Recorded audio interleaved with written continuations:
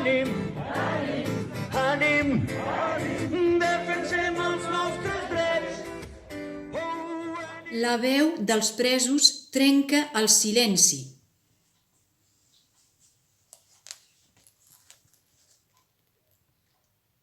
Oriol Junqueras, expresident de la Generalitat i president d'ERC. La independència de Catalunya no només és legítima, sinó que no és delicte. Un es prohibeix. Joaquim Forn, exconseller d'Interior. L'1 d'octubre va representar, per part dels Mossos, la mobilització més important quant a nombre d'agents de tota la seva història. Raül Romeva, exconseller d'Exteriors. En aquest banc hi ha asseguts 2,5 milions de catalans. Jordi Turull, exconseller de Presidència. L'Estat sempre ens va oferir el silenci com a resposta.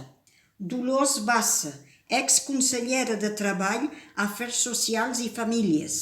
Aquesta sentència no només determinarà l'etapa central de la meva vida, sinó que pot ser un principi de la solució.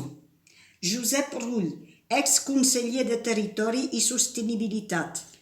No hi ha suficients presons per tancar les idees d'un poble. Carles Mundó, exconseller de Justícia. És un desig compartit per milions de persones. Meritxell Borràs, exconsellera de Governació, Administracions Públiques i Habitatge. A cap dels meus companys els va passar pel cap fer ús de la violència. Carme Forcadell, expresidenta del Parlament. Estic jutjada per la meva trajectòria, no pels meus actes.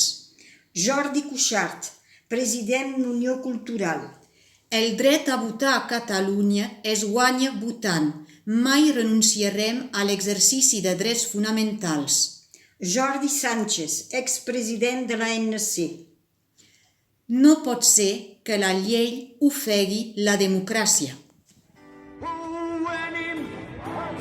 Ànim! Omplirem tots els carrers. En diuen justícia d'aquesta brutícia.